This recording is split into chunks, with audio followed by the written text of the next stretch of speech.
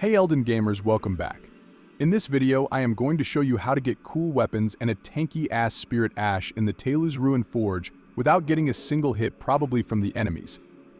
Taylew's Ruined Forge is filled with amazing weapons, an amazing Spirit Ash, various upgrade materials, and obviously tanky and deadly enemies blessed by the DLC. Everything can be looted without getting a single hit from the enemies except the Golem Fist.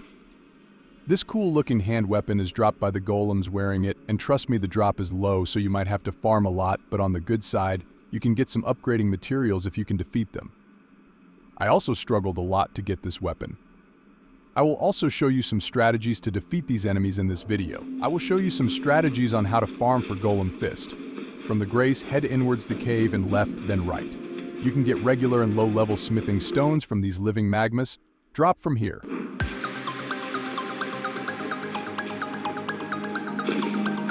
Jump on the pipe and head upwards.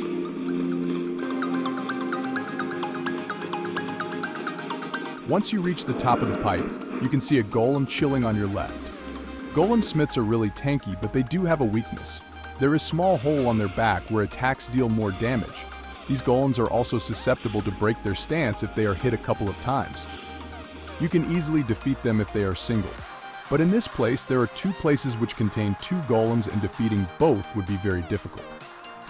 Discussive Light is awesome to use in this particular farm as it is very FP efficient, has nice range, and does decent damage to these golems. You can purchase this incantation from Brother Korhin after he moves to Altus Plateau. You have to find Gold Mask though. If you lock the enemy and throw a Discussive Light towards them, the Discuss will deal more damage when returning as it strikes their weak spot.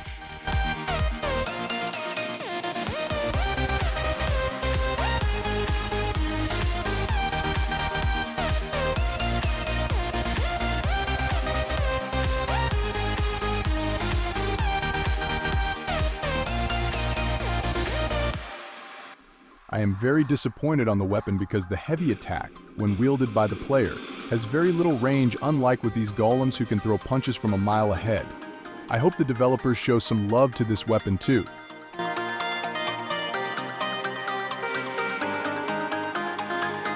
Be careful not to fall from here because you will take small step forward every time you use this incantation.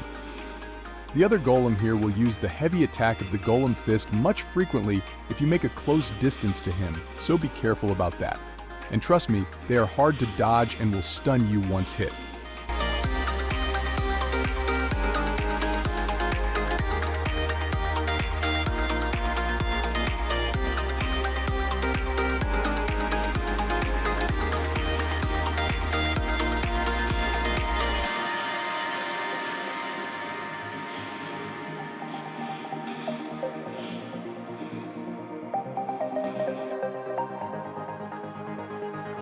This room also contains two golems and living magmas.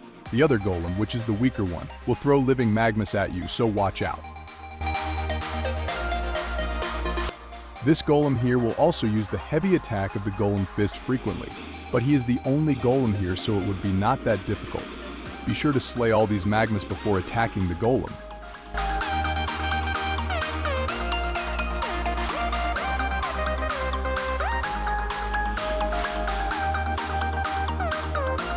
Another method is using Ambush Shard. This is a pretty cool spell as it attacks the enemies on their backside, which is all we want in this farm. Well, to get this spell, all you have to do is go on an adventure on the western part of Weeping Peninsula. You can get it on the underground jail on a corpse where Sorceress Selen is imprisoned on the Witchbane ruins right south of the 4th Church of the Marika.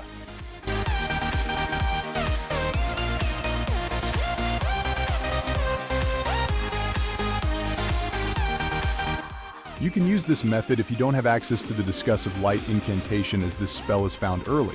It won't do much damage as the incantation we talked about, and will also consume more FP. The other cool method incorporates the use of Spiral Shards.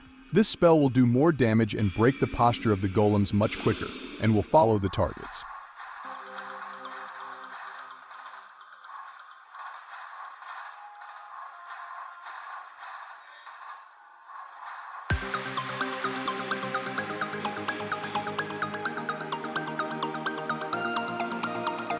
You can line golems like this and cast this spell to melt both of them.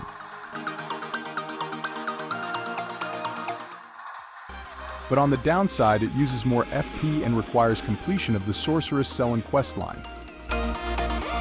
My personal favorite weapon of the DLC is Backhand Blade, which can be found very early in the Shadow Realm. From the Scorched Ruins site of Grace, head northwest and you will eventually get to a structure, guarded by some weak enemies, where you will get this weapon. But be careful about the giant furnace golem wandering in this location, else this can happen.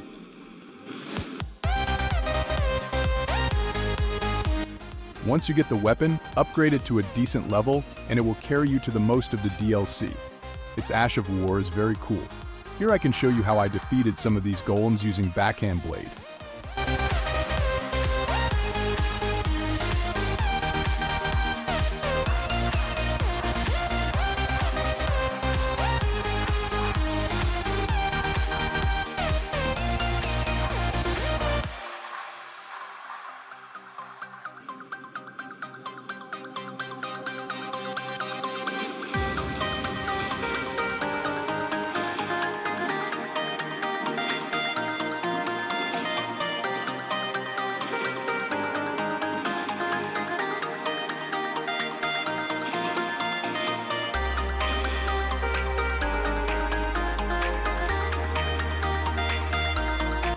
Another quite popular method is using crystal darts. All of the golems can be malfunctioned or rather frenzied by these darts, which includes these golem smiths, the big halberd golems, the watchdogs, and even imps.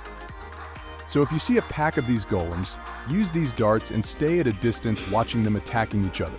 These darts are crafted from cracked crystals. You can get the crafting recipe by purchasing from the first nomadic merchant once you enter Lernia of the Lakes. You can either farm these cracked crystals from mines, or you can get the Somberstone Miner's Bell bearing from the Altus Tunnel, which will make cracked crystal purchasable if given to Twin Maiden Husks in the Round Table Hold. You only need to hit the Golem Smith 4 times with these darts to make them frenzied. But beware, they will also attack you even after frenzied and keep attacking you, so make a distance from them and then throw the darts. Also, keep in mind that these darts require some FP to throw.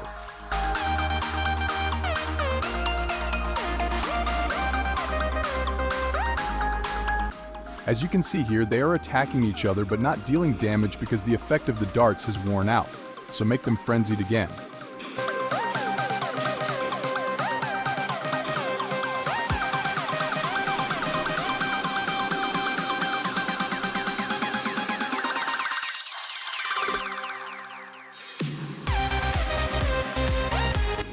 Once one of them is defeated, use Backhand Blade to defeat the remaining one.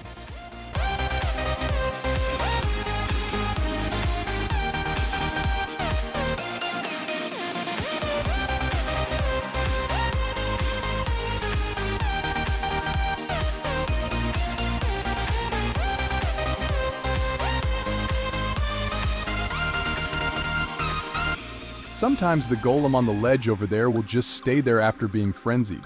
Use that case to your advantage. Also, you can see here as I messed up. I made the golem on the ledge frenzy very late, so the golem on the floor started attacking me.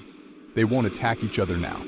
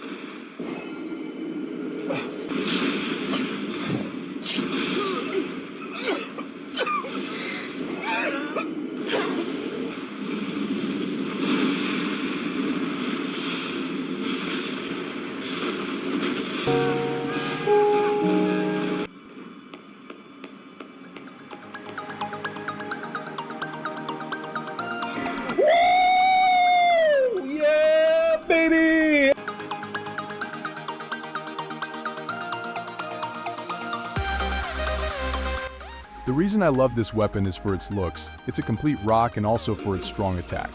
It throws entire fist forward as a ranged projectile, and the best part is, it costs 0 FP. By the way, you can also infuse this weapon with Ashes of War. I prefer using Braggart's Roar, Troll's Roar, Beast's Roar, or Barbaric Roar, and using Roar Medallion to increase the damage, or just use whatever you want and enjoy slaying.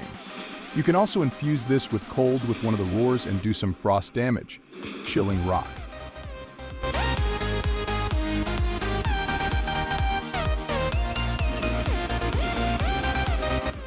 This will deal more damage to other enemies. You don't see much damage done by this weapon to these golems because these golems are just tanky AF.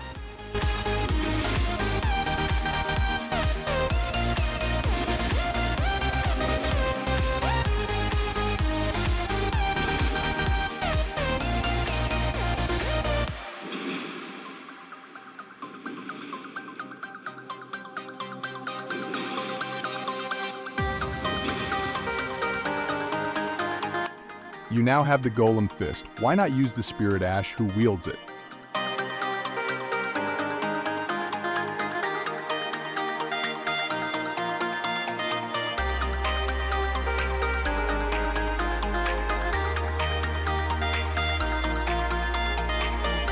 Jump on the pipe and head upwards.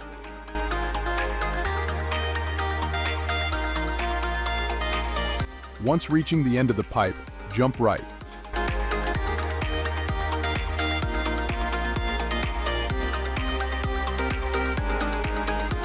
Drop from the ledge behind the golem.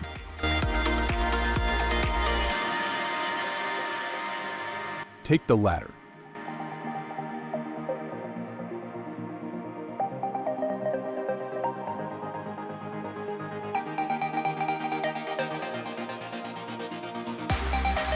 Run along the hallway, and on one of the corner of this room, you can see a lever.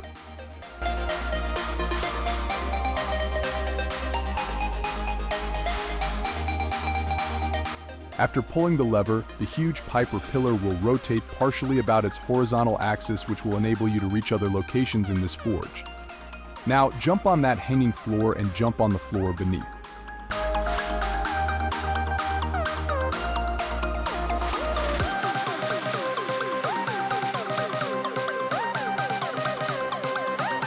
Go through the hallway and jump on the pipe and head upwards.